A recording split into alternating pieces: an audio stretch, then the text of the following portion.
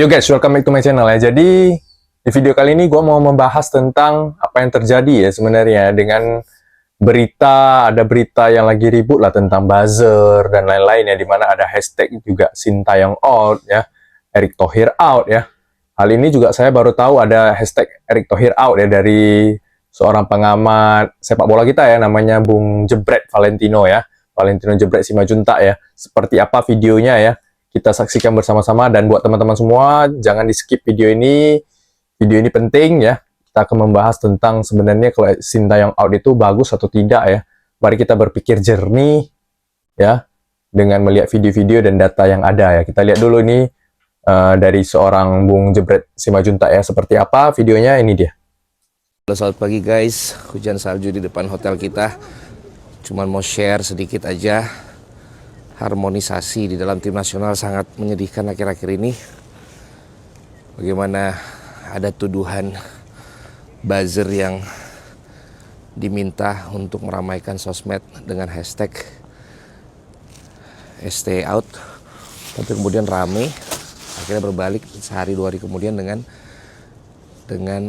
Erick Thohir out. So apapun itu, menurut gue ini cukup menyedihkan buat sepak bola kita, karena kita ini masih ada peluang loh untuk lolos ke Piala Dunia. Tapi kemudian dengan beberapa hasil di AFF, kemudian sebelumnya katanya banyak ganti-ganti milih pemain, kok jadinya nggak harmonis gitu ya. Terus ada komen-komen juga dari salah satu pihak gitu. Sementara pihak yang satu kayaknya belum komentar apa-apa ya. Tapi apapun itu, menurut gue ini lagi nggak sehat. Yuk dicari aja solusinya. Kalau kata Mas Ipang, ini namanya perception engineer. Jadi ada pihak yang sedang mencoba untuk membuat persepsi buat salah satu pihak terlihat tidak baik dan memenangkan hati netizen. Jangan terpancing guys, jangan terpancing. Itu ya teman-teman ya dari Bung Valen ya. Pokoknya intinya sekarang menurut Bung Valen ini situasinya sedang nggak harmonis antara STY dengan PSSI ya. Mungkin juga ini kerjaan daripada buzzer-buzzer ya. Tapi intinya kita harus tetap bersatu ya. Karena bersatu kita teguh, bercerai kita runtuh ya. Dan memang benar apa yang dikatakan Bung Valen ini ya. Kita sebenarnya memang hasil kemarin di AFF kita buruk ya. Itu tidak terlepas juga dari pemain-pemain yang ditampilkan, memang pemain U22 dan lawannya pemain senior semua. Memang permainan ya memang jelek gitu loh. Tapi ingat kata Bung Valen ya, kita itu masih punya peluang lolos ke Piala Dunia ya. Peluang itu sangat besar di bulan 3 ini antara menghadapi Australia dan Bahrain ya. Kalau kita bisa menang 2 pertandingan itu, kita bisa otomatis lolos ke Piala Dunia tanpa harus kualifikasi di ronde 4 ya. Kita harus ingat peluang itu masih ada dan semua di bawah STY ya. Memang ada hashtag STY out, apalagi dengan hashtag Erick Thohir out ini sudah luar biasa. Ini kerjaan pasti kerjaan dari buzzer ya. Kalau STY out oke lah, kita masih bisa ganti. Tapi kalau Erick Thohir out ini, kita teman-teman, saya yakin sekali kita tidak tahu mau ganti dengan siapa ya. Yang punya kapabilitas seperti Pak Erick Thohir itu udah sepertinya tidak ada di Indonesia ya, dengan level backgroundnya pernah memimpin klub dunia ya. Pokoknya semua PSSI ini besar dan timnas kita ini besar karena Pak Erick Thohir ya. Di samping ya STY, tapi saya yakin porsi dari STY itu tidak sebesar porsi Erick Thohir. Jadi tolonglah kepada buzzer-buzzer, jangan kita mengadu domba timnas ini ya. Harmonisasi ini paling penting sekarang. Kita punya peluang ya. Dan sama seperti itu, apa yang dikatakan Pak Sumarji sebagai selaku manajer timnas juga benar ya. Apa yang dilansir dari Bolanet ini, apa yang tentang tagar STY out gara-gara latih AFF ini ya salah alamat dan salah sasaran gitu loh. Karena memang dari awal itu AFF itu kita tidak menargetkan apa-apa gitu loh. Memang ada targetnya secara ini final ya. Ataupun terakhir dikatakan oleh Pak Erick Thohir kita lolos ke semifinal. Tapi di luar itu memang ekspektasi kita jangan terlalu tinggi terhadap tim U22 ini, AFF ini ya. Sekarang balik lagi, saya nanya ya, kita bahas bersama ya. Mungkin dari kekecewaan ini kita pengennya STY out ya. Karena kita melihat ya, mungkin kemarin di U22 itu permainannya nggak bagus. Jadi menimbulkan tanda tanya sebenarnya kualitas daripada STY ini bagus atau tidak gitu. Kalau dari permainan nggak nampak di U22 kemarin ya. Tapi di senior ini nampak permainannya bagus, kita bisa menang lawan Arab Saudi pun kita menang gitu. Jadi kembali muncul pertanyaan sebenarnya, apakah ST ini punya kemampuan melatih gitu loh. apakah dia timnas senior bagus karena komposisi pemainnya memang bagus gitu loh. Dia sama hanya membantu STY. Lalu yang pertanyaan lagi, dengan FF kemarin kenapa jelek? Karena pemainnya jelek. Berarti STY tidak bisa meningkatkan kualitas pemain yang jelek gitu loh. Pemain yang dipilih sendiri tapi tidak bisa menghasilkan output yang bagus gitu. Berarti ada tanda tanya di STY gitu dari skillnya. Jadi mana yang benar nih? Tapi ini gue netral di sini ya. Kita netral, kita berpikiran jernih ya tentang kalau STY keluar gimana, kalau STY nggak keluar itu gimana ya.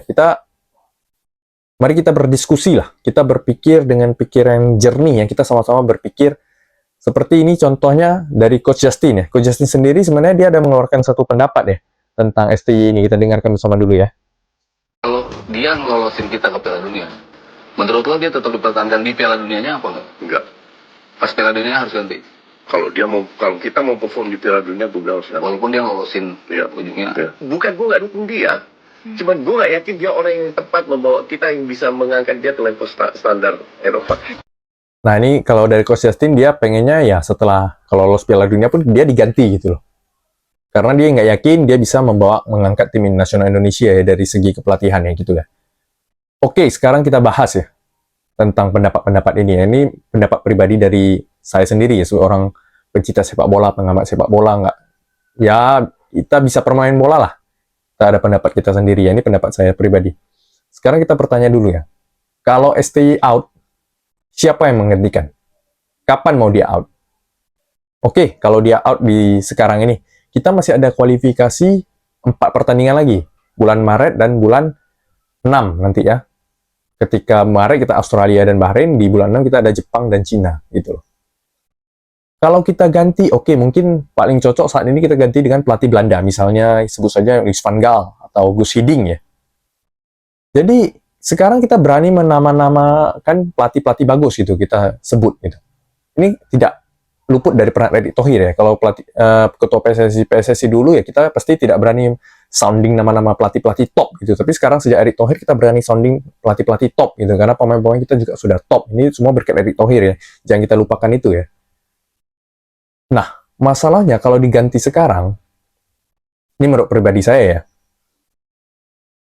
Untuk kualifikasi ini kita juga tidak ada waktu ya. Kumpul pemain itu biasa sebelum pertandingan kualifikasi itu 2-3 hari aja atau 5 hari lah maksimal. Jadi dengan rentan waktu yang sedikit itu dengan tidak mengenal komposisi pemain, mau permainan seperti apa yang mau ditampilkan kalau pelatih baru gitu loh. Makanya dari situ saya merasa kalau untuk kualifikasi ya kita biarkan STY dulu lah. Karena pelatih baru juga dalam 2-3 hari juga tidak bisa mengubah apa-apa gitu loh. Kecuali ada TC panjang sebelum itu untuk mengenal saling pelatih baru dan pemain gitu loh. Bahkan seorang Hervé Renard pelatih yang pernah menangani Arab Saudi kembali ke Arab Saudi lagi menggantikan Roberto Mancini tidak membuahkan hasil gitu dengan waktu yang sangat sedikit gitu. Nah beda cerita kalau kita sudah lolos ke Piala Dunia, kita ganti pelatih, itu beda cerita ya. Karena di situ kita umpama nih kita lolos di bulan 6 langsung. Kita masih punya waktu 1 tahun untuk pertandingan persahabatan dengan negara tetangga, itu bisa kita ganti dengan pelatih yang baru gitu loh. Dengan pelatih baru, pelatih Belanda mungkin bisa mengangkat komposisi pemain ya. Pemain bisa bermain di situ karena sudah ada saling kenal ya, bisa diracik timnya sebelum ke Piala Dunia. Itu oke gitu. Tapi balik lagi gitu. Apakah ada garansi juga kalau kita ganti sekarang pelatihnya di kualifikasi? Apakah dengan pelatih baru punya garansi bisa lolos ke Piala Dunia gitu? Jadi ya, menurut saya pribadi sih, apapun itu ya kita biarkan STY bekerja dulu lah. Toh tinggal 4 pertandingan, karena dengan pelatih baru pun kalau saat ini tidak mungkin berhasil ya. Pasti tidak mungkin berhasil dengan mepetnya waktu untuk latihan bersama, untuk keakraban, untuk harmonisasi ya. Saya rasa tidak mungkin ya. Bagus kita biarkan STY, karena STY yang mengenal pemain-pemain saat ini, dia yang sudah mengenal ya. Berbagai macam sifat ya. Memang kita tahu di situ terdapat banyak bahasa situ, ada bahasa Korea, bahasa Indonesia, bahasa Belanda situ ya. Memang kalau dengan pelatih Belanda ya berkurang 1 bahasa yang diperlukan, bahasa Korea hilang gitu loh. Lebih mempermudah lah setidaknya. Cuma bahasa Inggris dan bahasa Belanda gitu loh. Tapi itu kedepannya setelah Indonesia lolos gitu. Jadi untuk saat ini marilah kita sama-sama dukung dulu STY. Kita lihat perkembangan di bulan Maret lah minimal ya. Minimal bulan Maret nih kita lihat 2 pertandingan Australia dan Bahrain ya. kita lihat kalau perkembangannya jelek, ya mungkin boleh diganti. Tapi kalau perkembangannya bagus, kita tunggu lagi di bulan 6 ya. Karena memang kalau saran Coach Justin untuk di Piala Dunia, untuk mengangkat, baiknya diganti pelatih. Tapi ya, balik lagi ya, kalau kita pikir ya, di dulu-dulu itu, bahkan di kata-katanya Coach Justin, saya tahu, bahwasanya ya, kalau kita lolos Piala Dunia, just enjoy the game di Piala Dunia. Kita nikmati aja gitu loh. Tapi sekarang memang ya, seiring berjalan waktu, semakin tinggi ekspektasi dari penonton dan netizen-netizen Indonesia ya, yang dari awalnya kita cuma pengen kita usaha bagaimana kita lolos ke Piala Dunia nih. Kalau kita lolos ke Piala Dunia, ya udah kita enjoy the game di Piala Dunia, karena ini jarang-jarang, ini sejarah gitu loh. Kita nikmati aja permainan di Piala Dunia, mau kalah berapa udah. Tapi semakin kesini kita semakin ekspektasi semakin tinggi. Yang dulunya kita pengen ekspektasi, oke kita bisa lolos ke round 3 aja. Sekarang kita berubah. Habis itu kita berubah ke pengen ke round 4. Sekarang kalau bisa kita langsung lolos nih, tanpa round 4 lagi, langsung di round 3 ini kita lolos maunya. Dan setelah lolos Piala Dunia, sekarang kita maunya kita berbicara lagi di Piala Dunia. Ya, ini memang ada peningkatan, oke, good, gitu loh. Peningkatan. Tapi kita harus reflect dulu ya, balik lagi, gitu loh. Apa dari awalnya gitu, memang wajar, naik, semakin hari semakin naik itu bagus, gitu loh. Jadi ya, kita lihat lah.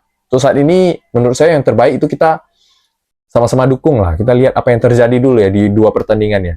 Kita lihat kemampuan STI sampai mana gitu loh. Di 2 pertandingan ini dengan komposisi pemain yang semakin bagus ya pastinya ya, dengan masuknya oleh Romeni ya. Memang lawan Australia kita tidak ada Ragnar, tidak ada Ivar ya. Tapi di pertandingan Bahrain kita lengkap. Jadi kita lihat, kita tunggu 2 pertandingan. Jadi untuk saat ini marilah ayo sama-sama kita harmonisasi antara PSSI dan STY. Kita dukung bersama ya. Ini momentum sepak bola, ingat kata Bung Valen ya, kita memang ada peluang di Piala Dunia. Masih terbuka lebar ya. Sangat-sangat mungkin ya. Apalagi dengan komposisi pemain saat ini, saya yakin sekali Indonesia bisa mencapai ke Piala Dunia asal ada harmonisasi antara PSSI dan STI, dan terhadap semua insan sepak bola, termasuk para pendukung dan netizen sepak bola Indonesia. Mari kita bersatu, tetap fokus, tetap dukung ya. Kita lupakan AFF. AFF itu memang dari awal kan kita sudah tahu AFF itu Piala Ciki, sudah kita lupakan. Kita fokus ke depan, kita dukung bersama demi kemajuan sepak bola Indonesia dan demi Piala Dunia di depan mata ya. Kita dukung bersama ya. Jadi teman-teman, kita bersatu aja lah, kita dukung apapun yang terjadi, kita pantau, kita kawal terus pertandingan timnas ya sampai bulan Maret minimal ya. Baru setelah itu kita lihat apa yang akan terjadi ya. Kalau di situ permainan jelek, baru kita sounding lagi bersama-sama, entah itu STI out atau apa ya.